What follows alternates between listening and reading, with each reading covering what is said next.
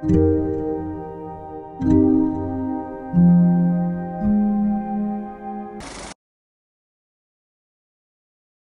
finanza.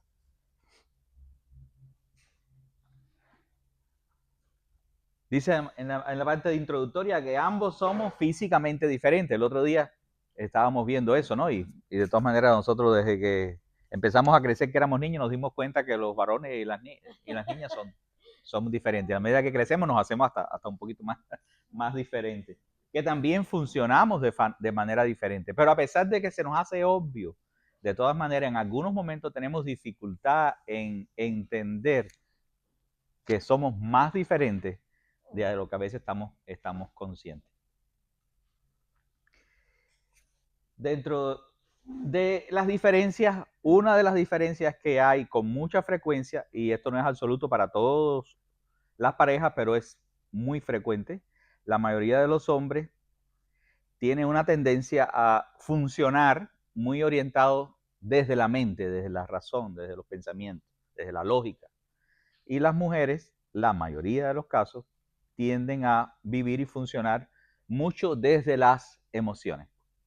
¿Cuál está bien y cuál está mal? Ninguno de los dos están bien, pero es una de las veces de las diferencias que con alguna pareja en algún momento hablábamos hace un rato, precisamente con respecto a, bueno, hace un rato, estoy diciendo hace unos días atrás, de la comunicación. Y una de las cosas que hablábamos es que en la comunicación hay como diferentes niveles. Y hay un nivel que se llama el nivel tópico, que es como el asunto del que se está hablando. Pero hay otro nivel más abajo que es el nivel emocional, de las cosas, de las emociones que estamos comunicando. Si, por ejemplo, tú hablas enojado, tú puedes estar hablando de cualquier cosa en el nivel tópico, en el nivel del asunto, pero en el nivel relacional abajo emocional, estás comunicando otras cosas que muy probablemente, si te está afectando mucho esa emoción del enojo, el tema del que están hablando, probablemente ninguno de los dos puedan abordar eso, porque hay otras cosas que se está comunicando. Estás diciendo, sin decirlo textualmente, estás diciendo, estoy molesto, y unas cuantas cosas más. Y entonces la otra persona lo va a percibir.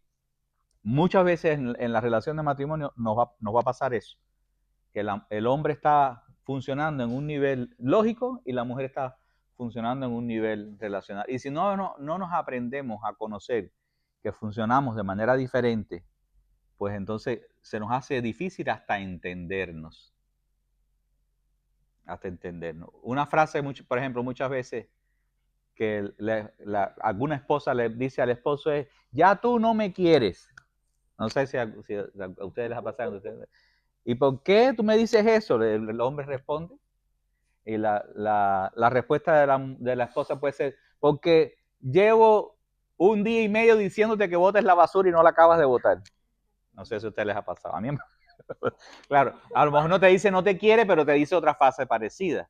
Y en el caso de los hombres, en el nivel lógico, racional, para nosotros es como, ¿cómo es posible que porque yo se me olvide la basura un par de veces o 3 veces que me lo haya dicho, ya ella siente que yo no la quiero? Una cosa tan ajena a nosotros como la basura. Pero para las esposas, cualquier cosa que nosotros hacemos está comunicando algo en el nivel también emocional, porque las mujeres tienen mucho más desarrollada el área emocional que nosotros los hombres. En casi todas nuestras culturas, por ejemplo, hay una frase que decimos en casi todos nuestros países: los hombres no lloran. ¿Entiendes? Los hombres sí lloran, pero lo escondemos. ¿Entiendes? Casi siempre tenemos eso de no expresar nuestras, no es que no las tenemos, pero nos cuesta a veces trabajo hasta conectarnos con nuestras emociones y expresarlas. A veces nos da hasta temor y vergüenza. Entonces son formas diferentes en que funcionamos. En cualquiera de esas dos posibilidades del hombre y la mujer, pues Dios tiene que trabajar y la gracia de Dios tiene que obrar. Y no es que está mal o que está bien, sino que somos diferentes. Es el punto que vamos viendo. Otra cosa es que, bueno, ya lo decíamos, que los hombres tienden a esconder las emociones, las pueden esconder con más facilidad que las mujeres, y las mujeres lo que tienden a esconder es los pensamientos. las cosas en las que están pensando. Y otra cosa que pasa con las mujeres, por lo regular, la mayoría de las mujeres son divergentes. Pueden pensar en muchas cosas a la vez y estar haciendo muchas cosas a la vez.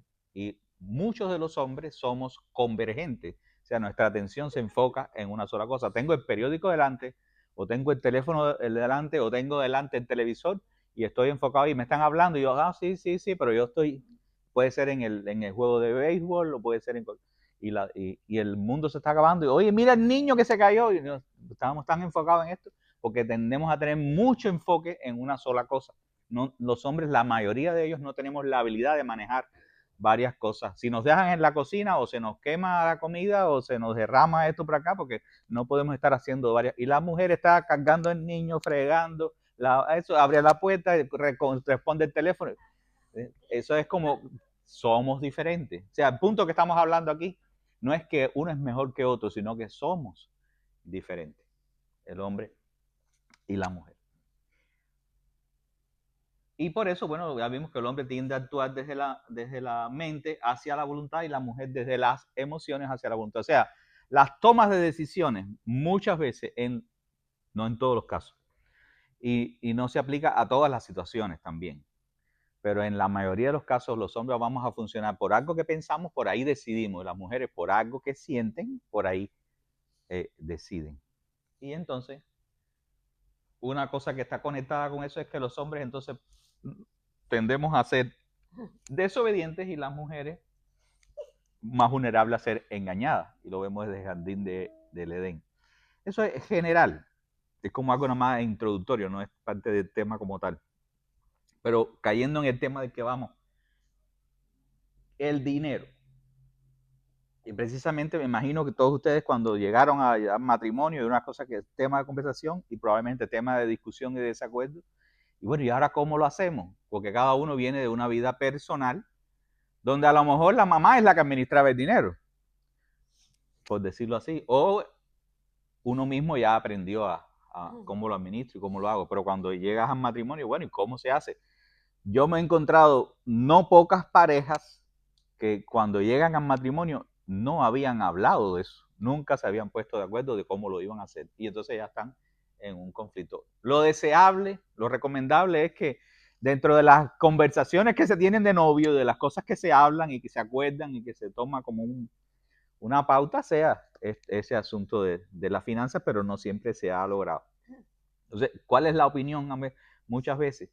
Que bueno, si lo maneja él no, con mayúscula no es que es Dios, es el hombre, ¿no? En el matrimonio. Que lo da, esa es la tendencia en la mayoría de los casos y especialmente en los hispanos. Que el hombre es el que maneja el dinero y lo va soltando de a poquito. Aquí te dejo, y eso se ve más a lo mejor hasta en nuestras generaciones anteriores, en nuestros abuelitos, en nuestros papás. Aquí pongo el dinero sobre la mesa, el que toca para gastar a lo mejor hoy, o esta semana en el mejor de los casos. Y el resto, pues, está guardado ahí. Y la queja es, pues, no lo suelta, por lo menos no da lo suficiente. En el caso de ella, la opinión muchas veces hay es que ella, si se lo dan, lo gasta. Si se va para la tienda, regresa y la buena noticia es que encontró algo de oferta y que lo compró. Y otra cosa es, bueno, y te llevas a tu mamá y también se pone también a ayudarte a gastar más cosas. Esos son como cosas que pasan en la vida cotidiana con mucha gente y con más frecuencia de lo que a veces... No sé cómo les va a ustedes en esa área. Me gustaría también escuchar antes de pasar más adelante. Pero otra de las cosas que pasa es cómo hablan cuando se trata de dinero. Mi dinero y tu dinero, o hablan de nuestro dinero. ¿Cómo lo tienen estructurado en su mente y en su funcionamiento? Mi dinero y tu dinero, ¿no? Porque vivimos también en una sociedad moderna donde casi siempre los dos trabajan y reciben una remuneración, pero es tu salario o los dos hacen parte de un fondo común. Eso es una cosa que es como para irlo pensando. Y lo ideal, que es lo que a donde vamos a apuntar en este tema hoy, es que ni siquiera es nuestro dinero, que es como mejor, preferible a mi dinero y tu dinero, sino que es el dinero de Dios. porque todo es de Dios y lo vamos a estar como profundizando ahí. Y nosotros, los dos juntos, lo estamos administrando. El 100% del dinero, administrando sabiamente, con el temor de Dios y la sabiduría de Dios, entre los dos. Ese sería me gustaría entonces escuchar a alguno de ustedes que quiera hablar. Tampoco no se sienta que vamos a hacer una pregunta aquí escrita, todo el mundo tiene que responder, obligado. No, pero si alguno quiere hablar del tema, cómo lo hace, o si tiene alguna batalla en eso, alguna experiencia, alguna victoria, no sé, lo que quieran compartir. Rompo el hielo. Yo en lo personal cuando estaba joven fui muy desordenado. Bueno, y el dinero para mí era como agarrar dinero y lo gastaba, era como, ok, compro esto, yo compraba por todos lados. Toda mi vida vivía así. No es que no logré hacer cosas, sí lo logré, pero me costaba un poco más por desorden. Cuando ya empecé a andar con Roxana, lo primero que me dijo, ¿tú cuánto ganas? O sea, es una pregunta yo, ¿cuánto ganas en tu trabajo? Porque miraba el desorden, le dije, no gano tanto dinero. Y me dijo, ¿cuánto gastas al mes?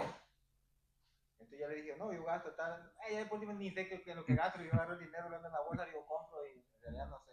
Pero al final digo yo, me queda esto, pago esto y hay veces que ando en la calle y me gasto dinero. Bueno, cuando lo hicimos novios, entonces llegamos a un acuerdo y yo lo decidí en ese momento. Dije, bueno, si me voy a casar un día, tenemos que nos llegar a un acuerdo. Lo sentamos, entonces ella me acuerdo que era un papelito y se puso no.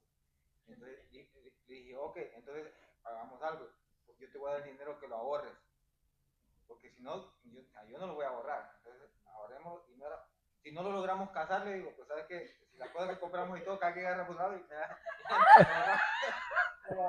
Yo ahí, pero no hay ningún problema, le digo, porque yo tengo problemas en eso. Entonces. De todas maneras, me vino bien porque arré.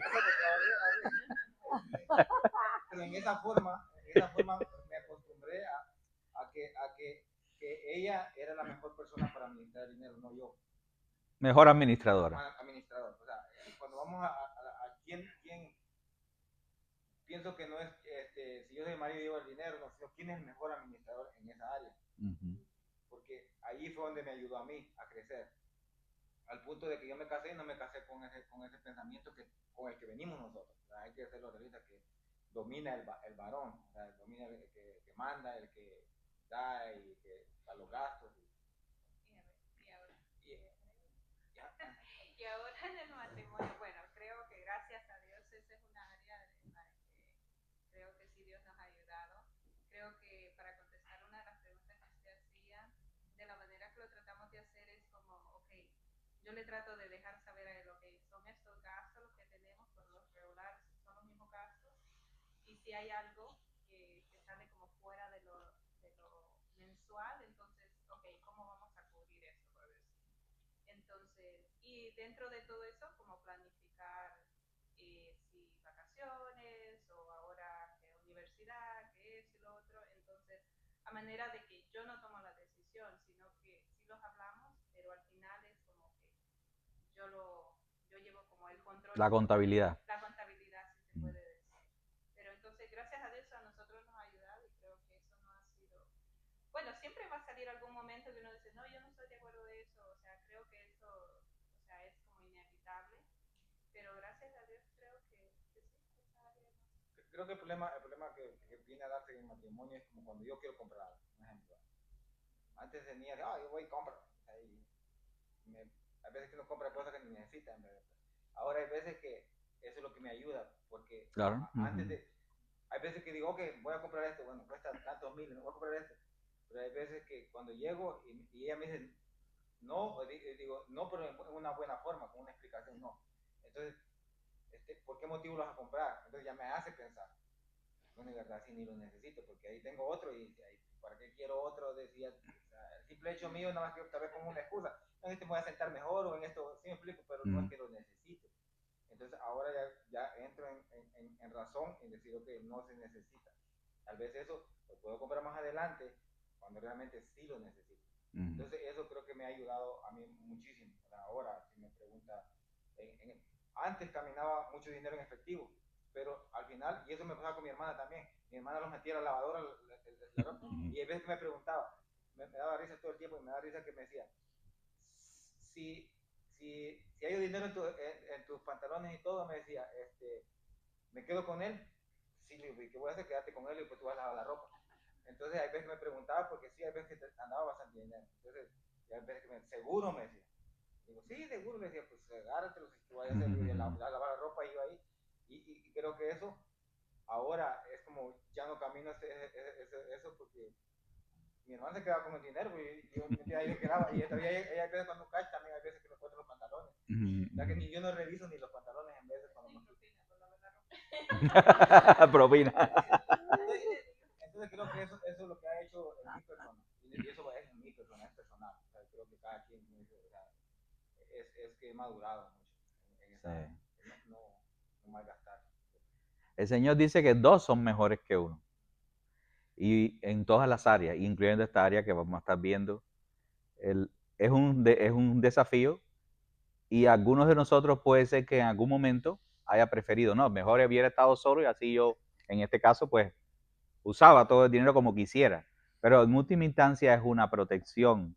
Cuando somos dos, que nos ponemos de acuerdo, el punto es, y vamos a estar viendo, desarrollando en la clase, de hacerlo de la manera en que Dios lo diseñó, es como va a traer verdaderamente bendición, armonía. Si no, se convierte en un foco de estrés y de tensión y de conflicto, porque simplemente somos dos personas diferentes tomando o queriendo tomar decisiones diferentes o acostumbradas ya a tomar diferentes decisiones. ¿Sí? Bueno, a mí me gustaría compartir algo también. Yo, ahorita con mi esposa, ustedes más o menos ya saben lo de mi vida, ¿verdad? Anteriormente, todas mis experiencias de la vida. Y gracias a Dios, cuando llegué a conocer al Señor, estoy con mi esposa, ¿me entiendes? Y acá, o sea, yo trayendo a mi esposa allá para Estados Unidos, yo tuve que volver a empezar de nuevo. Usted puede decir, no, pero tú tienes bastantes años viviendo aquí. Pero sí, tengo bastantes años, pero todo eso, yo estaba en el mundo y todo eso se perdía en otras palabras. O sea, yo estoy empezando con mi esposa ahorita en Dios a tratar de reconstruir. Entonces, yo a mi esposa le dejo que administre el dinero, pero eso no quiere decir que yo no voy a estar supervisando. Me gustó lo de anterior, que no es que nosotros somos como, estamos ahí, como lo que estaba diciendo ahorita, pero las mujeres tienen la tendencia de irse con el feeling, ¿me entiendes?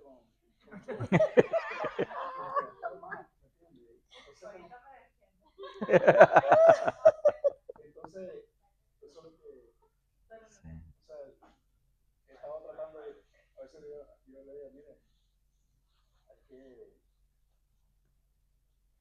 incluso, o sea, dicen en mi país, a mí no me gusta vivir con coyol quebrado, coyol comido. ¿Entiendes? Hay que saber administrar el dinero, tratar de ¿cómo se llama? De todas las responsabilidades que tenemos, pero tratar de no irse ¿me entiendes? Al extremo. Al extremo. Yo en ese aspecto de tratar de administrarlo yo solo, no. He tenido mis trabajos, estuve en el aceite, ahorita estoy manejando, como que no los biles, o sea, yo andaba a pagar los biles, esto y lo otro, entonces, yo a ella le dejo que la administre, ¿me entiendes? Ella es la que se encarga de pagar los biles, esto y lo otro. Y esa es la bendición de ser dos. Porque como somos diferentes, entonces cada uno puede aportar habilidades y dones diferentes a la relación, y eso incluye todas las áreas, incluyendo esta. Por lo regular, en el matrimonio Dios se las arregla para que haya uno que su enfoque principal es no gastar y el otro, el enfoque principal es usarlo. No gastarlo, sino usarlo. Entonces, eso es una cosa que va siempre a estar causando una tensión, y a medida que maduramos y crecemos y los dos nos rendimos al Señor, entonces que aprendemos cómo funcionamos en equipo. Peor sería si son dos que no quieren gastar y se mueren de hambre porque no compran ni comida, o dos que quieren usarlo todo el tiempo todo y entonces a los 2 días ya no tienen dinero. Ese sería más desafiante, que hay matrimonios así, pero ese sería todavía más desafiante, como ir a Dios y aprender a desarrollar una habilidad que ninguno de los dos tiene por su personalidad, sus dones naturales. Yo creo también que ahora, mira que casi no hablo, Está desarrollándose el hombre. Ay, ay, ay. ahora estando en un camino del Señor, me tiene como que un poquito más así,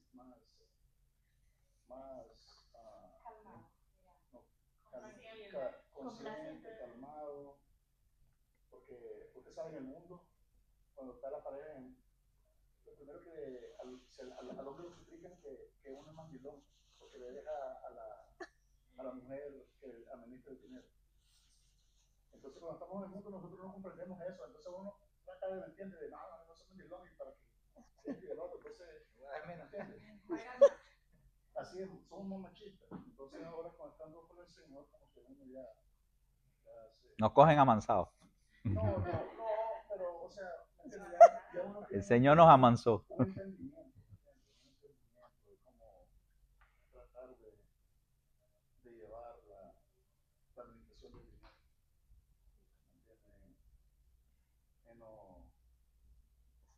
No, es que todo. Creo que es más que nada como un equilibrio, porque, por ejemplo, en eso que usted estaba diciendo, en lo que tiene que ver, por ejemplo, con compras y eso, los dos nos vamos por las emociones, no solo yo. Hay momentos en que yo soy la que le digo a él, hey, ya compramos mucho. Sí, también depende de las cosas que a uno le gusta, como los hombres la tecnología, las mujeres a lo mejor la ropa y los zapatos. Para él y para los niños, y a veces yo lo tengo que entrenar. Yo soy más en otro tipo de cosas. Otra cosa que a veces él me dice, o sea, todos lo sabemos, ¿no? Débitos automáticos de los biles y eso. Y ya me llama, tanto salió de luz. Y le digo, hey, que lo está editando la compañía de luz, no soy yo. Si cobraron eso es porque eso es.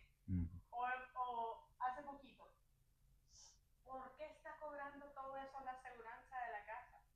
Entonces ya, ok, ya tuve que ir yo, o sea, ¿me entiendes? Son cosas como que no soy yo, es la compañía, simplemente subió el valor de la casa, obviamente, sube la póliza.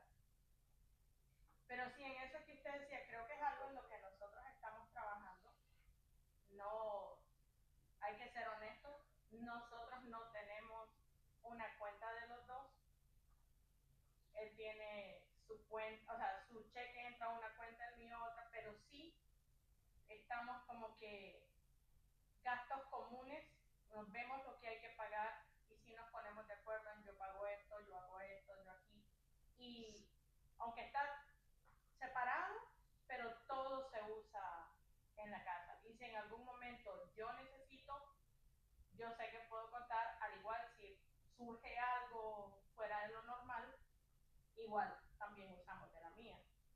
Pero yo creo que y la mayoría de mis respuestas de la tarea de la vez pasada, que aunque no he venido, pues sí, he estado haciendo mi tarea, es como eso, hay muchas cosas en las que yo creo que estamos en proceso, porque a pesar de que uno ya tiene años en los caminos del Señor, hay muchas cosas que no están claras.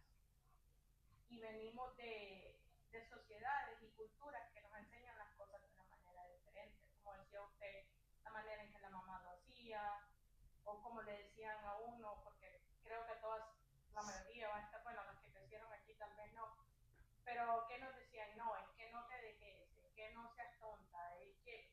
Entonces uno inconscientemente tiene ese chip, y entonces es como resetear chips, como darse cuenta, esto ya no tiene que ser así, esto es mejor empezarlo a hacer de esta manera.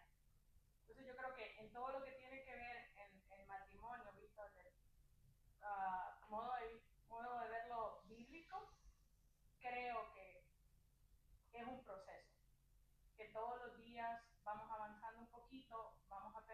poquito más.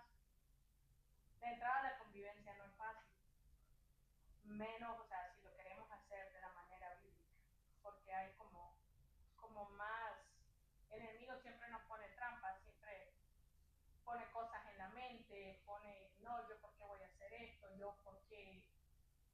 Entonces es como estar luchando entre lo que sabemos que la manera que tiene que ser y con lo que hemos venido haciendo.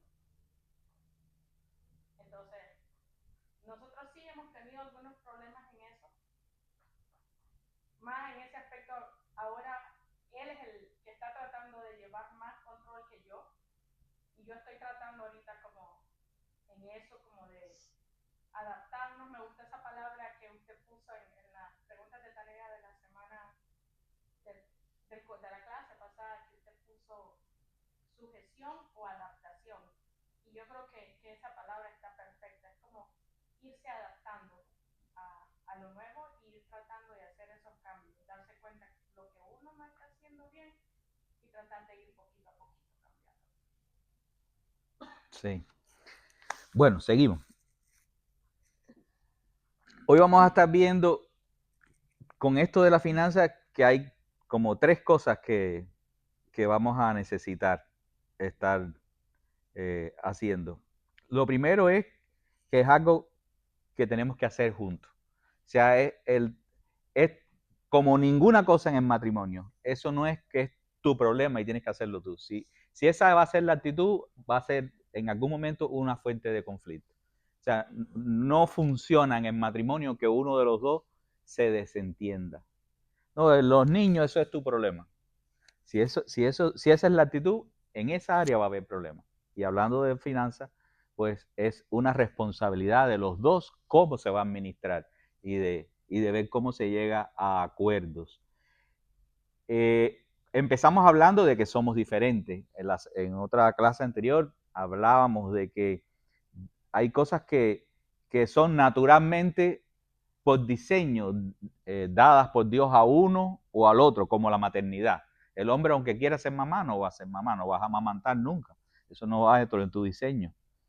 Pero hablábamos también que está la personalidad, que en la personalidad de cada uno, pues eso nos posibilita determinados desempeños. Entonces, de acuerdo a cómo somos nosotros, que somos una pareja única, por la personalidad y los dones y las habilidades que uno de los dos tiene, pues esta persona puede ser la idónea para determinada, hablando ahora de finanzas, para llevar la finanza. Otra cosa que habíamos hablado era lo circunstancial, que a veces hay diferentes temporadas en la vida donde se hace necesario hacer algún ajuste, aún hasta cuando lo ideal fuera esto.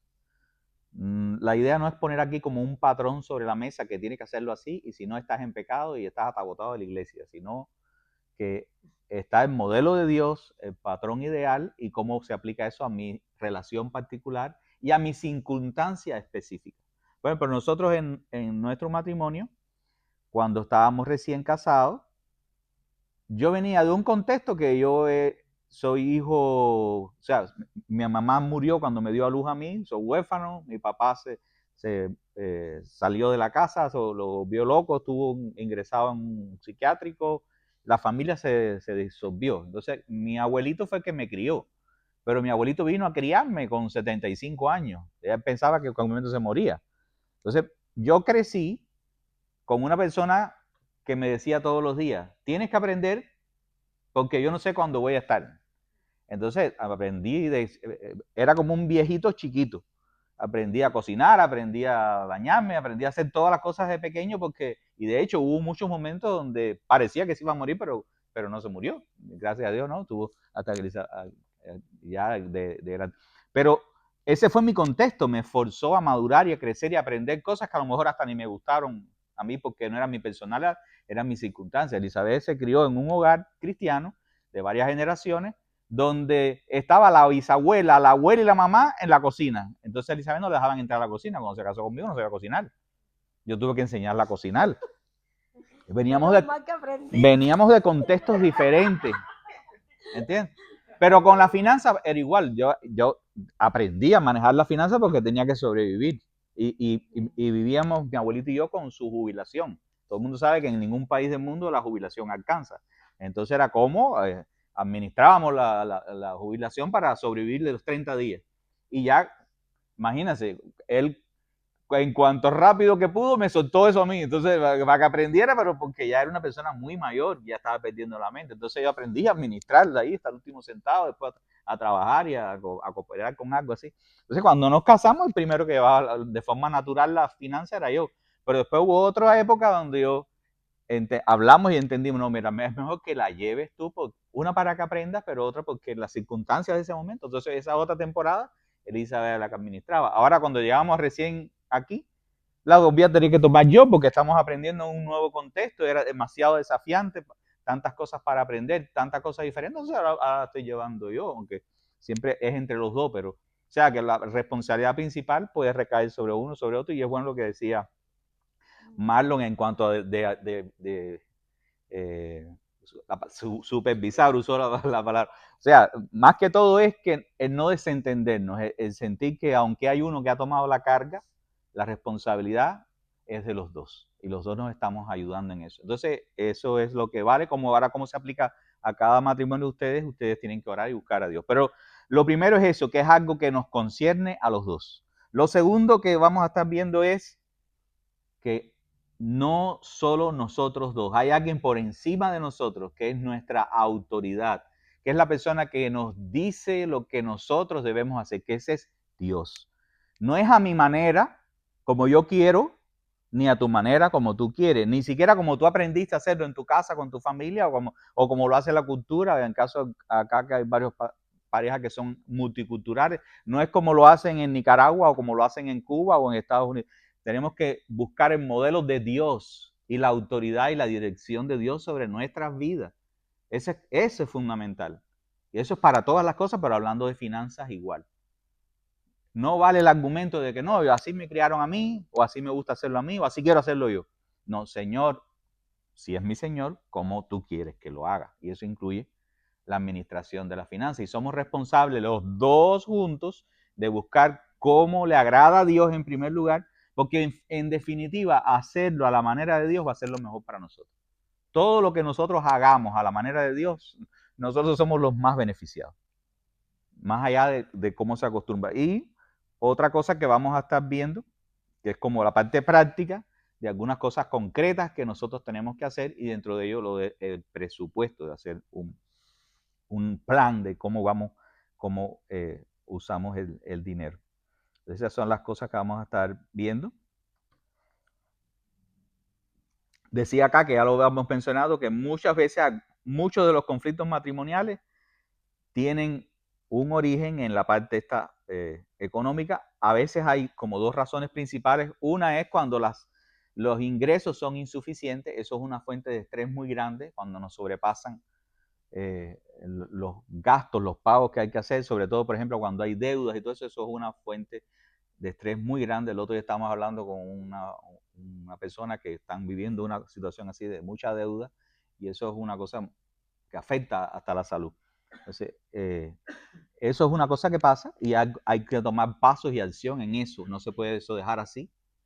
No se puede hacer como el avestruz, meter la cabeza en la tierra como si no pasara nada, porque un problema que no lo enfrentas con la sabiduría de Dios, lo que va a crecer y a empeorar en todas las cosas, incluyendo esto de la finanza. Y otra cosa que es muy frecuente y que pasa es que no sabemos administrar correctamente, ni con las cosas más básicas, y mucho menos bajo los principios de Dios.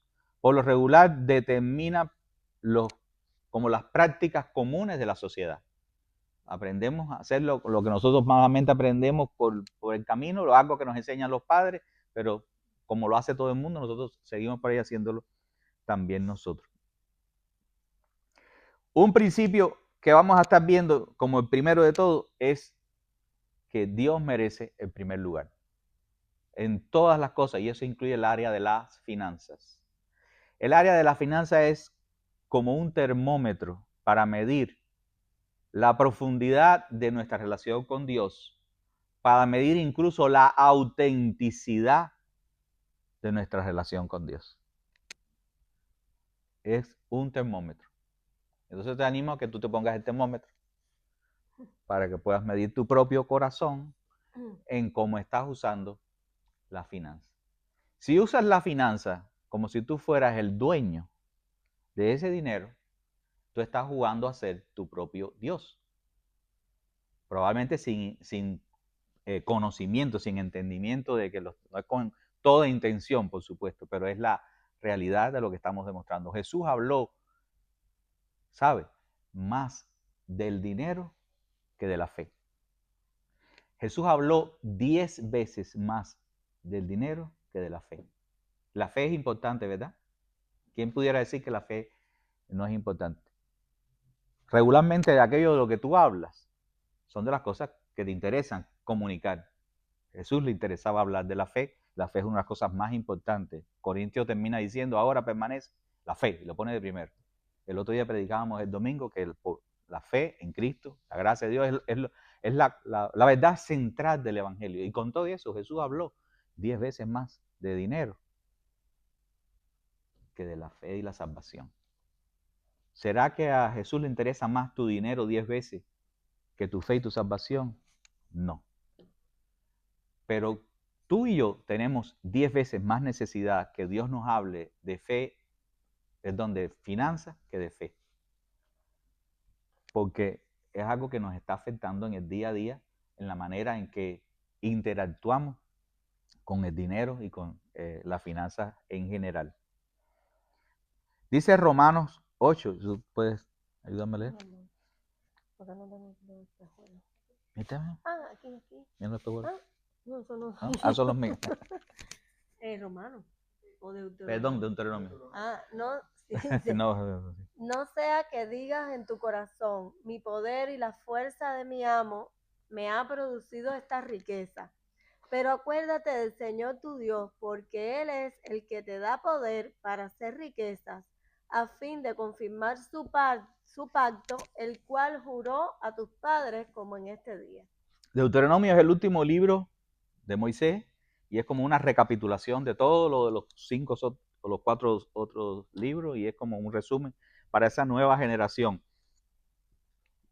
Estamos conscientes que el Antiguo Testamento no es la guía para nosotros principal, sino el Nuevo Testamento, pero en el espíritu en que fue dado esto aplica a nosotros. O sea, Dios está diciendo por medio de Moisés, cuídate de no pensar que ha sido tu esfuerzo el que te ha traído hasta donde tú estás, sino es que Dios te ha dado, Dios te lo ha dado. Y después vamos a ver que seguramente ustedes lo saben, pero es como reafirmar lo que Dios te ha dado, todo lo que tienes, todo lo que incluso propició el tener lo que tienes. Hay una mentalidad que es la mentalidad de dueño, de que yo soy dueño de lo que tengo.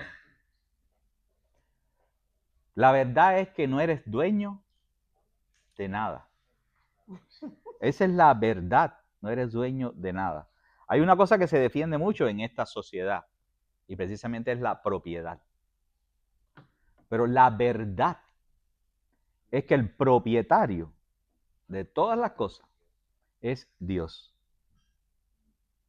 La palabra de Dios dice, de Jehová, Salmo 25 creo que, de Jehová es la tierra y su plenitud, el mundo y los que en él habitan. Colosenses dice, todo fue creado por medio de él, hablando de Cristo, y para él. Esa es la verdad. La verdad es que Dios nunca le dio al hombre nada bajo título de propiedad. Dios puso al hombre en la tierra para que se enseñoreara de la tierra, para que la administrara en su nombre y para su gloria. No para que fuera el dueño de la tierra y menos todavía de espaldas a Dios. Entonces, vivir con una mentalidad de dueño es una rebelión abierta contra Dios. Lo que les decía hace 5 minutos, estoy yo pretendiendo ser mi propio Dios, que es la condición en que cayó Adán y Eva y la que arrastra a todo ser humano, incluyéndote a ti y a mí. En nuestro viejo hombre, en el ego de nosotros lo que queremos es jugar a ser Dios. Y en esta área es una de las áreas donde más se pone en evidencia eso. Cada vez que tú coges el salario, la mayoría que están acá son empleados de otro, pero aún hasta el que es el dueño, de todas maneras, por lo regular, si lo has hecho bien, tú mismo te has puesto un salario, como uno más de los empleados, aunque tu salario sea un poquito mejor porque eres el dueño. Pero de todas maneras, tú no coges todo lo que se sale de ahí, sino que tú te asignas una porción para ti y lo otro es del negocio. Cada vez que tú coges eso, ya sea salario o sea la porción que tú te has asignado, ¿cuál es tu primer pensamiento? ¿Es Dios o eres tú? En el primero que nosotros debemos de pensar es en Dios. Y por eso es el diezmo. El diezmo en el Antiguo Testamento, el otro día estábamos hablando un miércoles de eso. En el Antiguo Testamento hubo un momento con Moisés precisamente donde se instituyó como una ley. Pero realmente antes de que fuera instituido eso como una ley para Israel, no para nosotros. Vimos el ejemplo de Abraham con Melquisedec, que Abraham voluntariamente lo dio. ¿Por qué Abraham le dio el diezmo a Melquisedec? Porque Abraham reconoció que Dios era quien le había preservado la vida y quien le había dado la victoria. O sea, la fuente de su existencia, la fuente de todos sus logros no era otro que Dios, no era su propia mano. Abraham en ese momento de su vida ya había entendido que Dios era la fuente de todas las cosas. Y por eso es que Abraham le dio el diezmo. El diezmo es un acto de adoración. Es un principio de vida que si Dios gobierna tu corazón, cuando tú recibes algo, en el primero que tú piensas es en Dios. Y como gratitud tú le dices, gracias Dios. Pero se lo dices de una manera práctica y tú separas esa porción para Dios. Con eso estás diciendo, Dios es lo primero en mi vida, es la fuente de todas las cosas.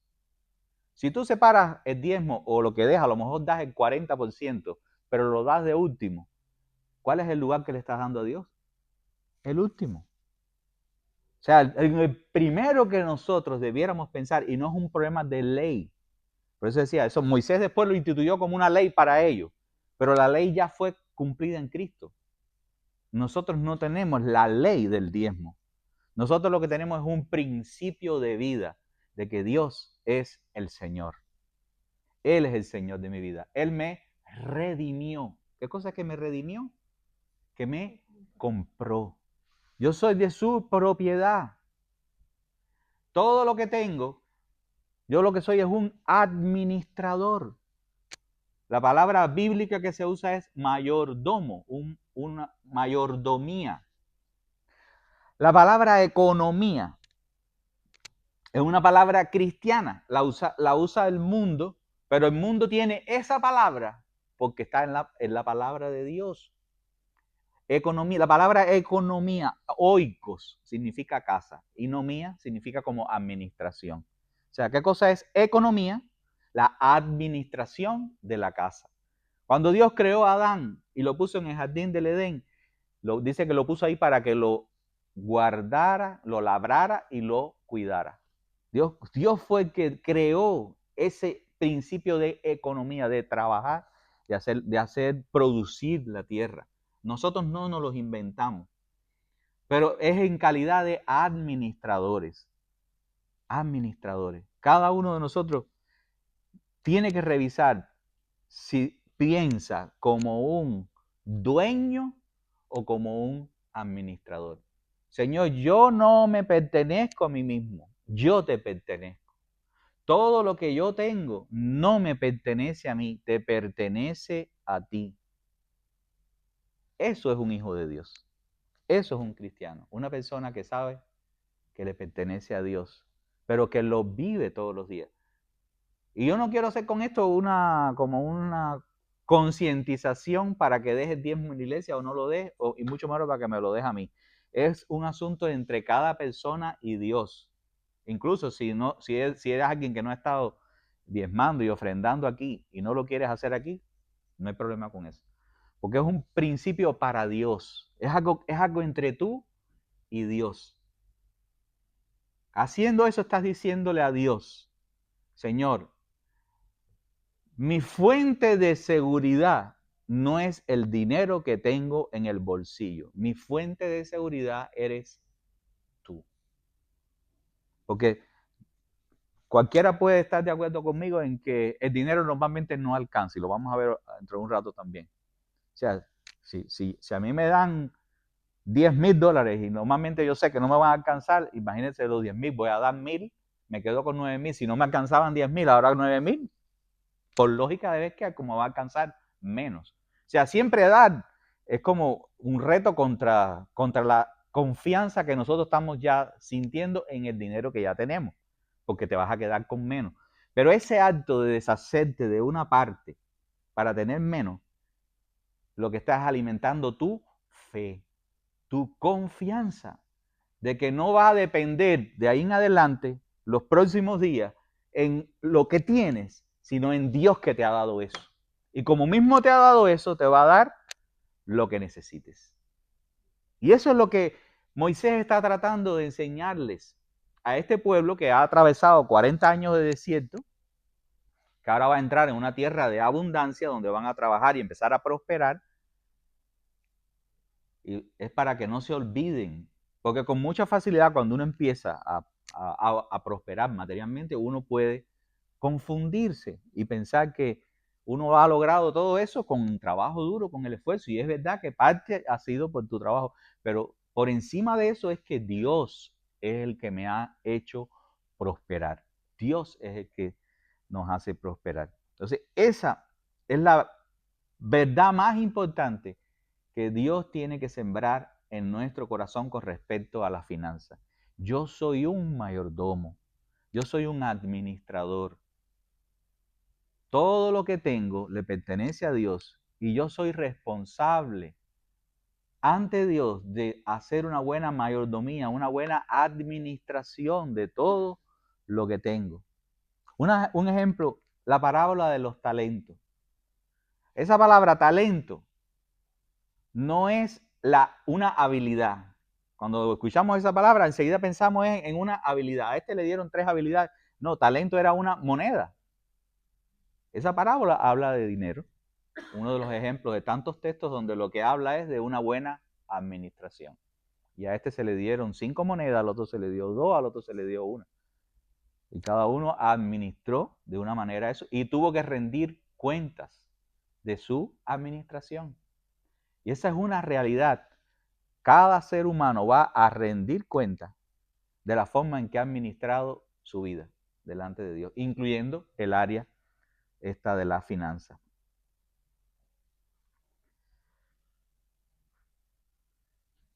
Otra cosa que está acá es lo que decíamos de darle a Dios. Ahora, ¿cuál es la parte de Dios? ¿10%? La parte de Dios es el 100%, porque Dios es el dueño de todo. Yo le doy a Dios un 10%. Se espera que como mínimo lo que un hijo de Dios, un cristiano, dé el 10%. ¿Por qué se dice eso? Si ahora en el Nuevo Testamento no hay una ley que diga que des el diezmo. Porque si miras atrás, como las personas que caminaron antes de ti han caminado, si en el Antiguo Testamento las personas daban la 10ª parte por ley, Jesús dijo que si nuestra justicia no fuera mayor que la de los escribas y de los fariseos. Y como vamos a ver ahorita, los fariseos y los escribas y el pueblo de Israel en general no solamente daban el diezmo, ellos daban el diezmo y mucho más, como vamos a ver. Se espera que nosotros no tengamos, o sea, no tenemos la necesidad de que Dios nos haya puesto la ley del diezmo, porque nosotros entendemos que Jesús es el Señor de toda nuestra vida. Entonces, si yo entiendo que de Él es el 100%, no tiene Él que pedirme que yo le dé el diezmo. En aquel contexto se justificaba. Bueno, mira, tienes que hacer esto. Y en ese contexto había una razón por la que en el contexto de Israel se puso como vamos a decir, una ley. Y era porque había una tribu que no iba a tener herencia, que no iba a tener propiedades, y las otras tribus, entonces, se quitaban una porción de lo que Dios les iba a bendecir a ellos para que entonces ellos pudieran hacer el servicio a Dios en favor del resto de las tribus. Por eso es que de 12 tribus, cada uno daba una 10ª parte. ¿Cuánto quedaba para los levitas? Un 12%. Alguno que fallara, o sea, era como garantizar que siempre los levitas iban a tener una cantidad proporcional con la del resto. Porque siempre hay alguien que no quiere dar porque no quiere, otro porque tuvo una mala cosecha, otro porque se enfermó. ¿Entiendes? Entonces era una manera de Dios proteger, en este caso, a la tribu de Leví. Por eso es que allí se instituyó como una ley, porque había que cuidar a los levitas, que ya vimos en la carta a los hebreos que estábamos viendo con Mario, que eso fue abolido. O sea, ahora no hay una obligación. Ahora, incluso los pastores, es verdad que en el Nuevo Testamento Pablo mismo dice que es lícito que predica el evangelio, viva del evangelio, pero no es por ley. No es por ley. De hecho, en la iglesia hispana, en contexto acá, lo más común es que un pastor hispano sea bivocacional, porque tiene por un lado un poco y por otro lado, y con eso ya.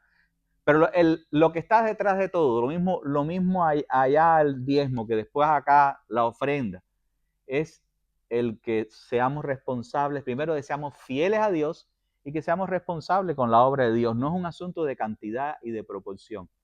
Pero el entendimiento que tiene que estar en el cristiano es que si allá daban el diezmo, lo menos que se supone que yo dé sea la 10ª parte. Por supuesto, igual aclarándolo como lo que habíamos decía de la hora de administración, también es a la hora de la proporción. Cada uno de nosotros vive temporadas diferentes. Hay temporadas donde a lo mejor tus ingresos son mínimos, ¿entiendes? A lo mejor este mes te tuviste que comer el diezmo. No, Dios no se enojó contigo por eso. Como David cuando se comió los panes que era para los... O sea, Dios no necesita, ni siquiera la iglesia necesita de tus diezmos. Es bueno tener ofrendantes y diezmadores, pero Dios se las arregla para proveer, aunque nosotros no podamos o no querramos, porque es su obra.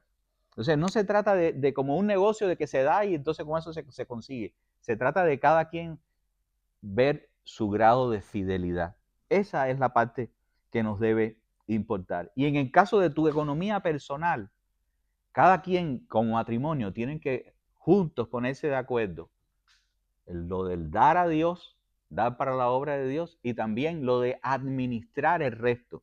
Dios te va a pedir tanta cuenta de lo que das directamente para Él, como de la otra parte con la que te quedas, cómo lo administras.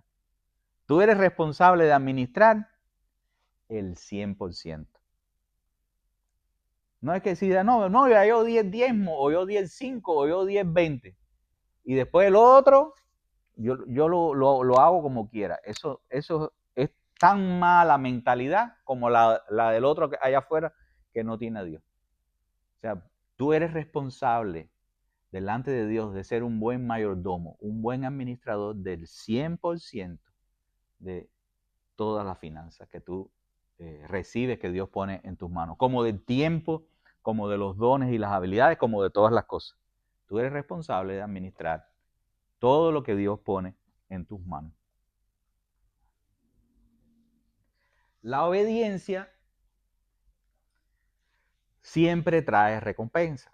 El otro día también estaba hablando con alguien que es alguien de allá de Cuba, que es pariente de Elizabeth, que ha tenido una situación de familia y eso. Y estábamos hablando de esto, de Deuteronomio, de la bendición y la maldición y todo eso. Porque alguien llegó diciéndole que si las maldiciones, que si no sé qué. Y estábamos explicándole esto. La bendición no es otra cosa que las consecuencias naturales de la obediencia. Y la maldición no es otra cosa que las consecuencias naturales de la desobediencia. Si tú haces las cosas a la manera de Dios, el resultado natural es que Dios honre eso porque estás actuando conforme al diseño en que Dios concibió la vida. Y si haces algo que está mal, de forma natural, esas consecuencias te alcanzan. Por eso les decía hace un rato que lo mejor que nosotros podemos hacer es hacer las cosas a la manera de Dios. Una de las cosas naturales que pasa cuando nosotros somos fieles y administramos con sabiduría es que nos va a ir bien en esa área.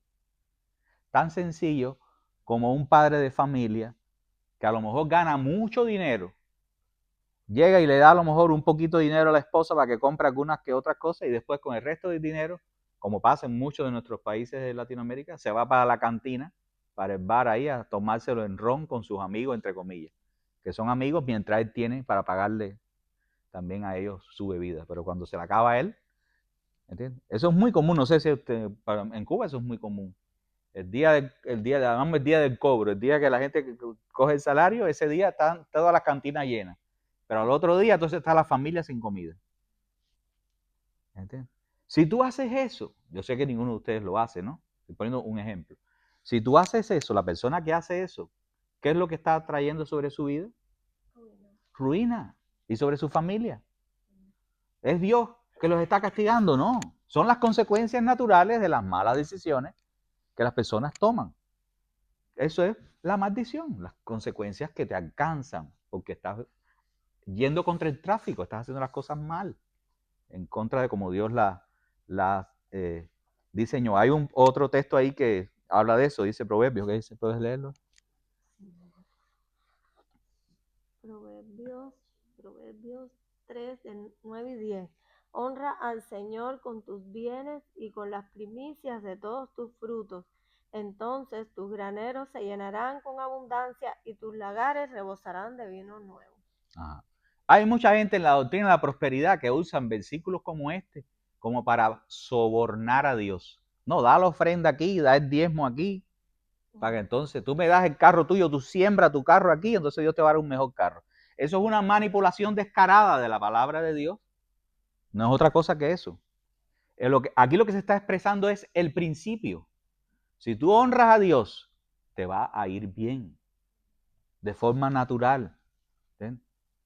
Cada vez que haces algo conforme a como Dios lo estableció, vas a ver los resultados, los beneficios, la recompensa. No es en el sentido de que compraste, sino en el sentido que eso es lo que le sigue de forma natural. Aquí hay una cosita que les voy a dar.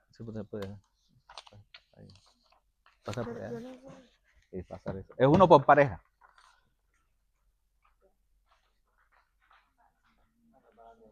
Si quieres, quédate con eso.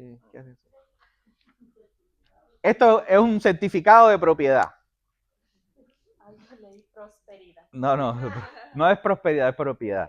Eso es la idea es para que ustedes lo llenen como pareja. O sea, no se preocupen que yo no lo voy a recoger y no tiene nada que ver conmigo ni con la iglesia. Es un asunto entre ustedes y Dios. Pero es algo para hacer como tarea.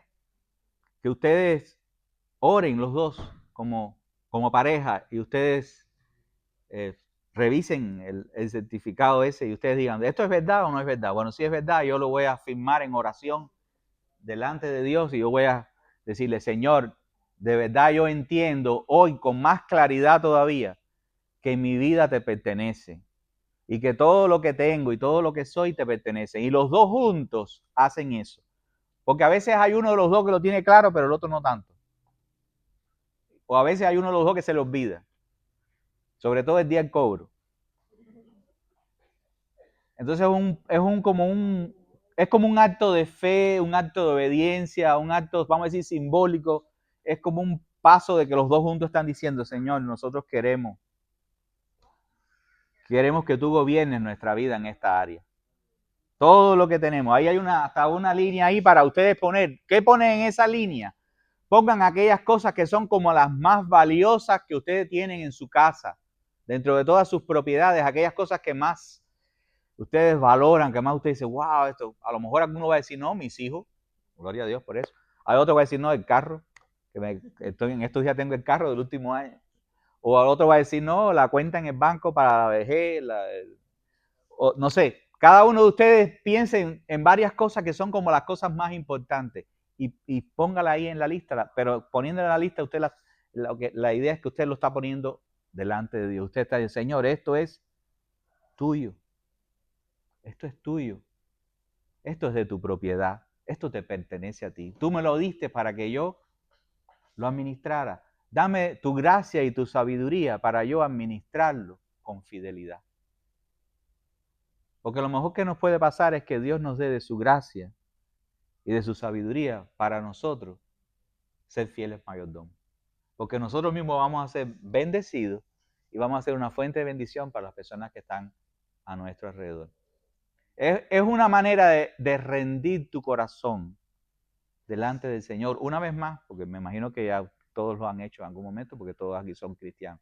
Pero es como una ratificación de eso de ustedes, decir, Señor, en esta área también yo quiero poner eso claro delante de mí y juntos como matrimonio. Tú eres el Señor. Tú eres el que mereces gobernar en mi vida.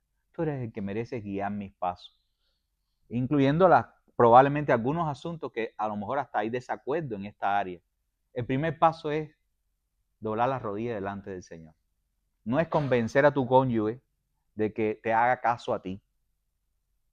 El primer paso es los dos doblar rodillas delante del que vive y reina para siempre, que es el Señor. Tú eres el Señor. Tú eres el Señor de mi vida, de nuestro matrimonio, de todo lo que hasta ahora está aquí, que tenemos a nuestra disposición. Todo esto es tuyo. Ayúdanos a serte fieles con eso. Esa sería como la primera tarea que tienen ahí para su casa. Algunos principios para finanzas sanas. El primero es gastar menos de lo que se gana. Eso es obvio, gastar menos de lo que se gana. Pero